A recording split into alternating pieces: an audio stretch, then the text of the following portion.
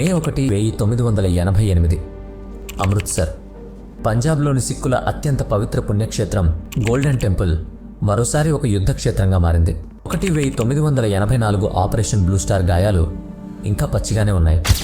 అప్పుడే ఖలిస్తానీ ఉగ్రవాదులు ఈ పవిత్ర స్థలాన్ని మళ్లీ తమ అభేద్యమైన కోటగా మార్చుకున్నారు. లోపల కరుడుగట్టిన ఉగ్రవాద కమాండర్ సుర్జిత్ సింగ్ పంటా తన వందలాది మంది సాయుధ అనుచరులతో తిష్టవేసున్నాడు.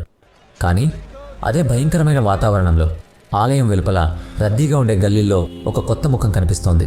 ఒక బక్కపలచని అలసిపోయిన రిక్షావాడు రోజు మొత్తం చెమటలు చిందిస్తూ ప్రయాణికులను మోస్తూ ఆ గల్లీలో తిరుగుతున్నాడు.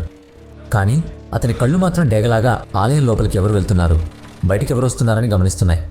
ఆ రిక్షావాడు ఎవరో కాదు, భారత నిఘా సంస్థ ఐబీకి చెందిన అత్యంత ప్రమాదకరమైన తెలివైన undercover agent Ajit Kumar Doval. ఒక రాత్రి నిర్మానుష్యమైన వీధిలో డోవల్ను కొందరు సాయుధ ఉగ్రవాదులు చుట్టుముట్టారు. తుపాకీలను అతని తలకి ఆనించి, ఎవడవురా నువ్వు, పోలీస్ ఇన్ఫార్మర్వా అని గర్జించారు. ఒక సామాన్యుడైతే ప్రాణభిక్ష కోరుకునేవాడు. కానీ డోవల్ ముఖంలో భయం నీడ కూడా లేదు. ఆయన చాలా ప్రశాంతంగా అచ్చమైన ఉర్దూలో ఇలా అన్నారు, మూర్ఖులారా, నన్ను చంపితే మీ జాతి స్వేచ్ఛా స్వప్నం కాలి బూడిదవుతుంది. నేను సరిహద్దు దాటి మీకు సహాయం చేయడానికి పాకిస్తాన్ ఐఎస్ఐ పంపిన ఏజెంట్ని. ఈ మాట వినగానే ఉగ్రవాదులు బిత్తరపోయారు. డోవల్ నటన ఎంత పకడ్బందీగా ఉందంటే ఉగ్రవాద కమాండర్ సుర్జిత్ సింగ్ పంటా కూడా అతన్ని నమ్మేశాడు. ఆ రోజు నుండి డోవల్ ఉగ్రవాదుల గుండెకాయ లాంటి ఇన్నర్ సర్కిల్లోకి ప్రవేశించారు. ఆ తర్వాత కొన్ని రోజులు డోవల్ ఉగ్రవాదులతోనే తిన్నారు, వారితోనే పడుకున్నారు. ప్రతి క్షణం మృత్యువు అంచున నిలబడి ఆయన కీలకమైన సమాచారాన్ని సేకరించారు. పంటా ఒక పెద్ద అబద్ధాన్ని ప్రచారం చేస్తున్నాడని డోవల్ గమనించారు.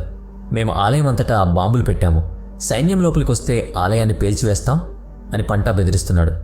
కానీ డోవల్ ఆ బాంబులను నిశితంగా పరిశీలించి అవి నకిలీ బాంబులని కనిపెట్టారు. అది కేవలం భారత ప్రభుత్వాన్ని భయపెట్టడానికి వేసిన ఎత్తుగడ మాత్రమే. అంతేకాకుండా లోపల ఎంతమంది ఉగ్రవాదులు ఉన్నారు, వారి వద్ద ఉన్న తుపాకులు ఎన్ని, వారి బలహీనతలు ఏమిటి అన్న ప్రతి చిన్న విషయాన్ని తన మెదడులో నిక్షిప్తం చేసుకున్నారు. సరిహద్దులో ఉన్న తన అధికారులతో మాట్లాడాలని చెప్పి డోవల్ తెలివిగా బయటకు వచ్చారు. నేరుగా వెళ్లి అధికారులకు ఆలయపూర్తి మ్యాప్ను అందించారు. 11 మే 1988న ఆపరేషన్ బ్లాక్ థండర్ 2 ప్రారంభమైంది.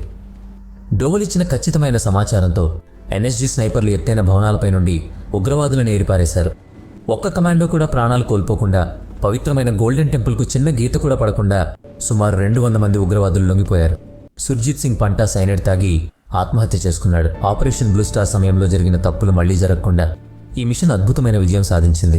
ఈ అసాధారణ సాహసానికి గాను 1989లో అజిత్ డోవల్ గారికి కీర్తి చక్ర పురస్కారం లభించింది. ఒక పోలీస్ అధికారికి సైనిక పురస్కారం రావడం చరిత్రలో అదే మొదటిసారి.